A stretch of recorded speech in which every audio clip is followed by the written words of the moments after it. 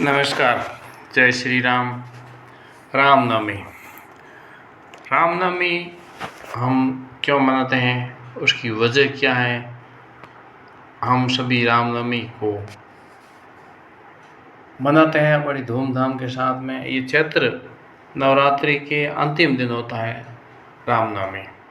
रामनवमी का पूरी जानकारी इसमें आप सुन पाएंगे। लाइक कीजिए, चैनल पर नए सब्सक्राइब कीजिए और जानकारी को शेयर कीजिए। रामनवमी का त्यौहार भगवान राम के जन्मदिन के रूप में मनाया जाता है।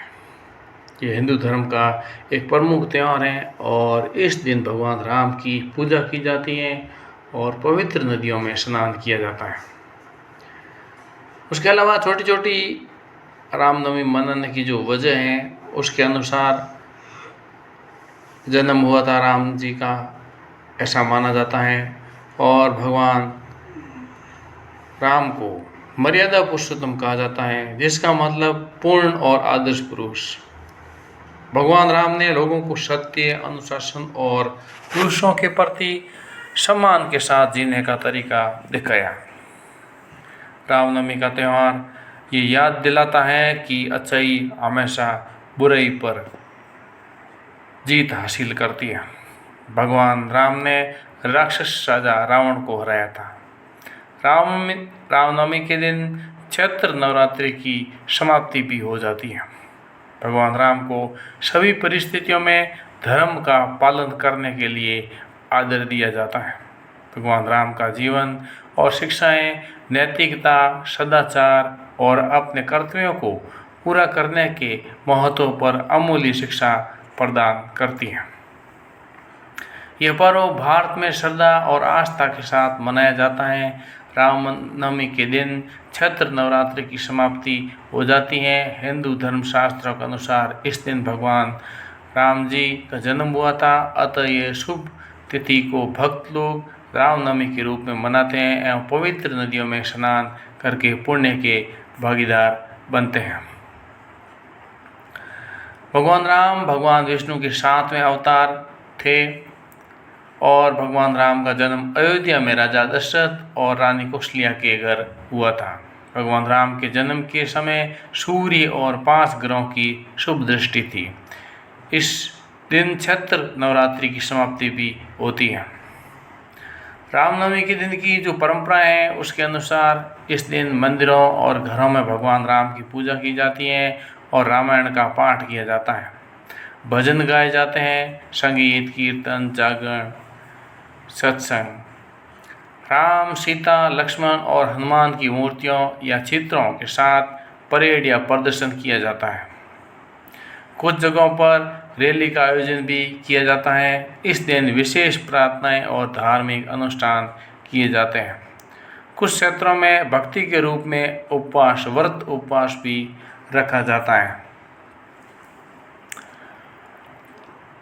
दशरथ राम के जन्म की जो कथा है, उसके अनुसार दशरथ ने अपने प्रिय पत्नी कौशल्या को ये वचन दिया था और कौशल्या ने उसमें से आधा हिस्सा वचन कैकेयी को दिया। उसके बाद दोनों ने अपने हिस्से से आधा आधा खीर तीसरी पत्नी सुमित्रा को दे दिया था और इस खीर के सेवन से चैत्र शुक्ल नवमी को पुनर्वसु नक्षत्र एवं कर्क लगन में माता कौशल्या की कोख में भगवान राम का जन्म हुआ था। ऐसी मान्यता है कि भगवान विष्णु के रूप में श्री राम की पूजा और पंचामृत के भोग लगाए पूर्ण नहीं होती। रामनवमी के दिन भगवान श्री राम को पंचामृत का भोग अवश्य लगाए और भगवान राम खीर भोग में खीर अवश्य होना चाहिए। आप मेरे वीडियो को लाइक कीजिए, चैनल पर नए सब्सक्राइब कीजिए और वीडियो को शेयर कीजिए। रामनवमी धूमधाम के साथ में भारत ही नहीं, भारत के बाहर भी जहाँ जहाँ पर भारत की संस्कृति रसी बसी है, वहाँ पर मनाया जाता है। राम एक मर्यादा पुरुषोत्तम, एक जीवन जीने का एक तरीका है।